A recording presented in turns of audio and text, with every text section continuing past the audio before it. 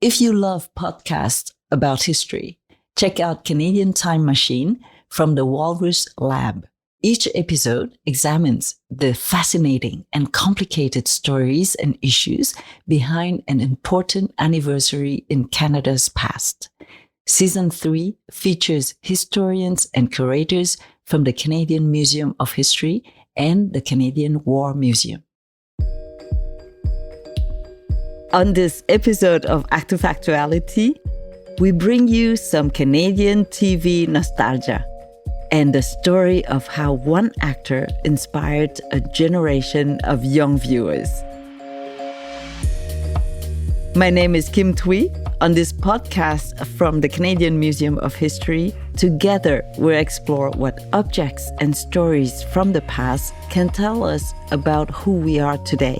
What will resonate tomorrow? How will the events unfolding around us be remembered in the future?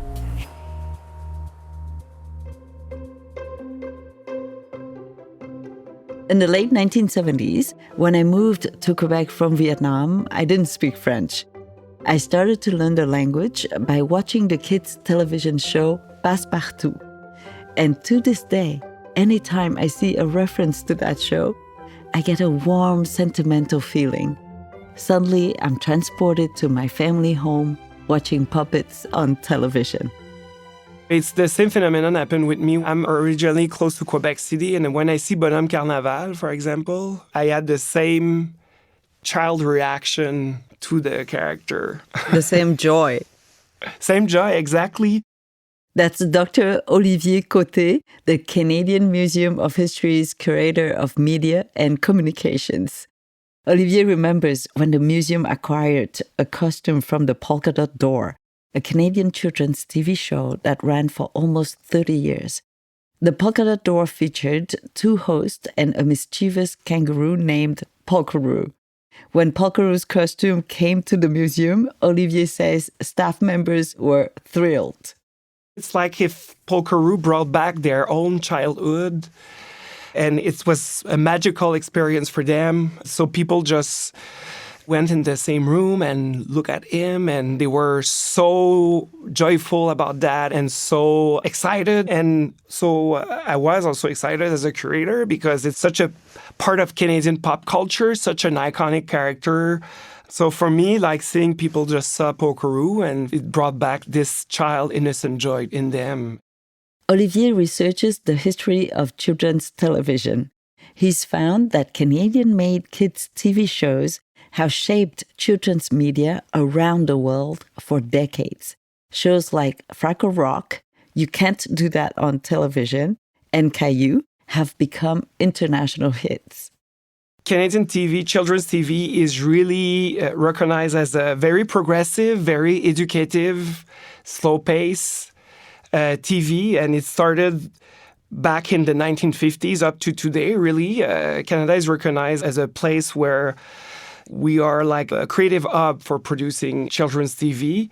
And you can explain that because of the TV environment of Canada with CBC, Radio-Canada, TV Ontario, Télé-Québec. We have public-funded corporations, and as such, Canada was the place to be to produce children's TV. And it still is and was recognized as a place for inclusion, diversity, and we were really progressive in that matter. For example, in the 70s, when the Polka Dot Door debuted, it featured actors from different racial backgrounds. Then in the early 80s, a program called Today's Special hit the airwaves. It was the first kids program to feature a person of color in a permanent role, and it was played by the late Nerene Virgin. Her character, Jody, was a department store display designer who was kept company by Muffy the Mouse, Sam the security guard, and Jeff, a mannequin who came to life. Here's a clip from an episode where Jody is trying to decide whether she should leave her job for a better one in a different city. Jody looks directly at the camera and shares her feelings with viewers. It's like school. You might be having a lot of fun in first grade, but you can't just stay there because you're having a great time. You have to move on to second grade and third grade. Hey, that's how we learn. And that's why I've decided I'm going to take this job. Oh, it'll be really sad saying goodbye to all my friends, but we have some wonderful memories, and just thinking about those will make me happy. Now, I have to go do some shopping, and I have to do my laundry. Oh, would you mind coming along with me? You could kind of cheer me up. Would give me somebody to talk to. This clip is part of a continuous shot that lasts more than 2 minutes. Hard to imagine seeing that on a kids' TV show today. As you heard, Jodie speaks to the viewer like they're her friend. It's an example of the slow-paced, thoughtful approach Canadian children's TV became known for. But Olivier Côté notes it took until the late 70s for producers to start casting diverse actors. You have to go back in the 1950s, 1960s, and early 1970s. When you were a child in Canada, you watched children's TV, and typically all the hosts were white people. So let's say you were a child from a marginalized community, a black person, for example, and you watch a show, you were not able to recognize yourself in these characters because you felt you were excluded somehow. Some of our iconic shows like Mr. Dress-Up, Friendly Giant, Maggie Muggins, Romper Room, like all the hosts were white. And starting with Polka Dot Door, and then with Today's Special, you started to have hosts that had different backgrounds. And it was such an important cornerstone because it's not what we would call today tokenism, where you just put something with a different person because you need to do that. It was more genuine than that. It was genuine diversity and inclusion. That meant a lot to Nerene Virgin. Last year, at a Canadian Museum of History event, Nerene reflected on her memories of watching TV as a kid in Hamilton, Ontario. When I watched children's television, most of the images that I saw were derogatory. They made fun of my African ancestry. I grew up in an era of, Aunt Jemima pancakes and pickaninny gum, which was certainly fodder for the kids on the schoolyard to make fun of you. So my big influence was my mother and my grandmother when I looked to them. And they taught me about dignity, about pride. My grandmother used to say, you come into this world with your pride and your dignity and your grace intact. And you should leave this world with those three things unless you choose to give them away along the way.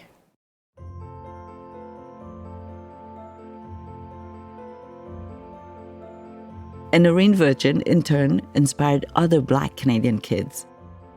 When she passed away in 2023, content creator Ariane Young shared a touching tribute on social media. Ariane is a lifelong fan of Today's Special. As a Black Canadian little girl, I just always remember watching the show.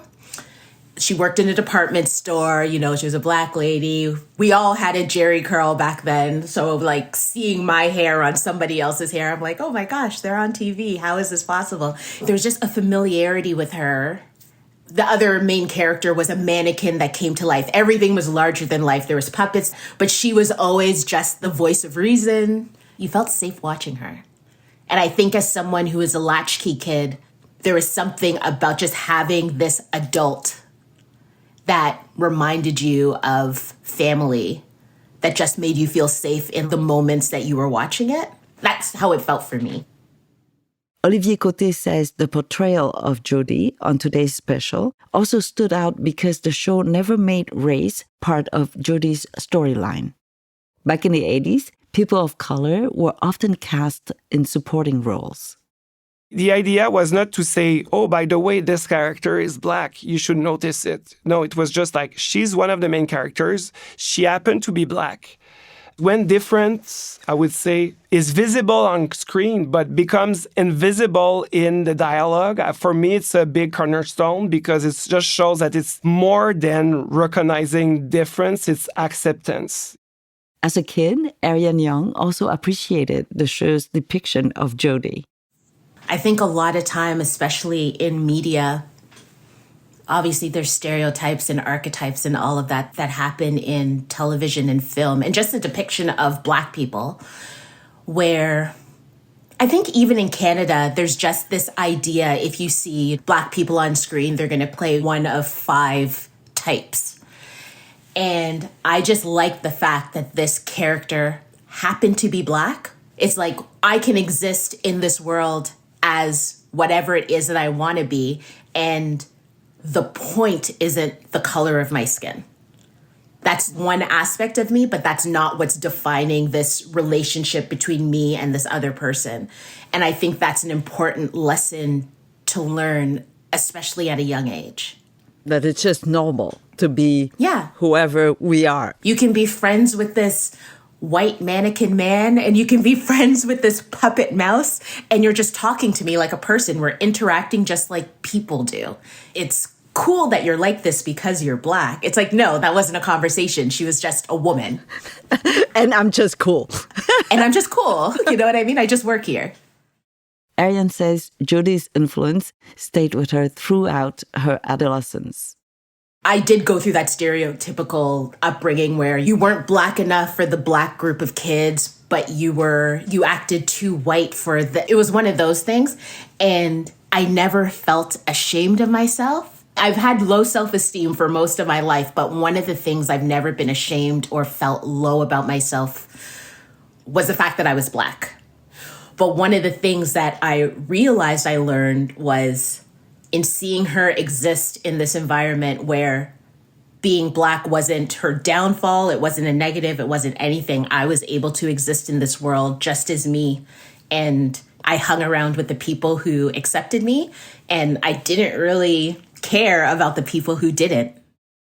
Olivier says another standout example of today's special, Teaching Inclusion, was an episode that featured a child with cerebral palsy.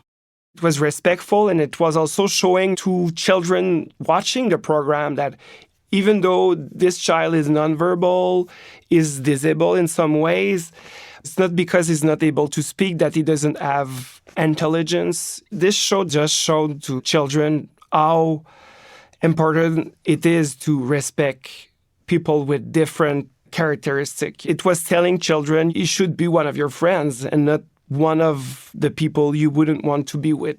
And, we are in the 1980s. It's not something that was produced in 2020-ish. And what I like about it is like these children became the hero of the episode.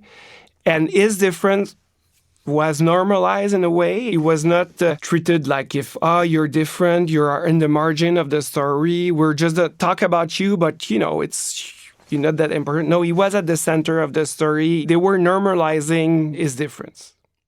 Nerene herself said she appreciated how today's special taught viewers how to deal with complicated feelings, something fans still remember. Having people come up to you who are in their 40s saying, my family, we were going through an upheaval at the time and you did a show on moving, and that really helped. It brought me comfort. Or my grandmother passed away and you did the show on death where Muffy had the butterfly that died, and it helped me to understand death, the sort of the finality, but the moving on from that. So, you have no idea, and as you said, how important it is to tell our stories because there's such a connectedness with others out there. Today's special was a big cultural export for Canada. It became one of the most successful programs on the US network Nickelodeon. Today's special was so popular, Nickelodeon continued to air reruns into the 90s, years after the show wrapped production. But a lot has changed since then. If you want to produce children's TV, you need to go on the international stage and ask for funding to US partners or European partners. So at the end, what you get is less Canadian content on screen, and you're getting also fast-paced content, less direct address, more animation, because it's much easier to sell globally on the global stage animation programs. Because the voiceovers are much easier to do. You can produce it in Korean, French, English, whatever language you want. Nerene also noticed a shift in the types of programs being made for kids in recent years. What I see now are a lot of children's programs that are 5 minutes, which maybe speaks to what we think is the attention span of a child, or does that exacerbate the short attention span of a child by making the assumption that they can only watch something for 5 minutes? A lot of the programs our kids see are American, a lot of Japanese animation, and a lot of animation being done here, as opposed to real people. And I wonder, when it comes particularly to differences, as I said, in ethnicity, culture, ability, all of those things, whether an animated figure has the same impact on a child as a real person. I know that they've done a study at OISE. Dr. Lee, who's a professor at OISE, is part of a global study where they've been looking at children, and they have learned that children before they're 1 year old have decided preferences, decided prejudices when it comes to skin color and having a preference for somebody that looks like them. And that by the time a child is 5 or 6 years of age, those preferences are quite firmly entrenched, unless we've made a point of exposing that child to people that are different, people who look different than they look, different colors, different abilities. That unless they see that on a regular basis and interact with that and are exposed, they develop these prejudices. Although the pace of Canadian children's TV programs have changed, and most are now animated, Olivier says there are still shows being made that are designed to be educational and inclusive. For example, Dino Dana, a show about a young Indian girl who's fascinated by dinosaurs, and The Adventures of Napkin Man, which features a superhero who teaches kids how to deal with difficult emotions and be respectful of people's differences. And although these programs promote inclusion, Olivier hopes Canada's television industry continues to push for diversity behind the camera too. Script writing, in the production, on set, post-production, you have more and more people involved that have different background. And so as such, at the end of the process, all these people are able to tell their own stories on screen, which is really different than just to put a character on screen, which has a big impact. It's a first step, but the next step for me would be to bring these people off screen as well, and so that they have their own voices, their own power to tell their stories. Before we wrap up, let's flip back to today's special and find out if Jody ended up taking that new job. All this remembering has made me realize one thing. If I leave the store, I'm going to be very unhappy. And what good is a better job if you're not happy?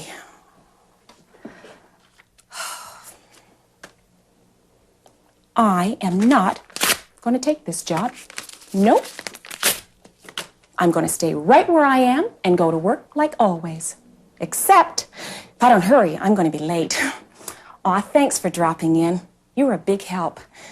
It's always good to have friends when you have a decision to make. Well, I'll see you at the store soon. And don't worry, I'll be there, just like always. That was Nerene Virgin as Jody on today's special. Thank you to Nerene's family for the permission to use those clips of her from a Canadian Museum of History event in 2023.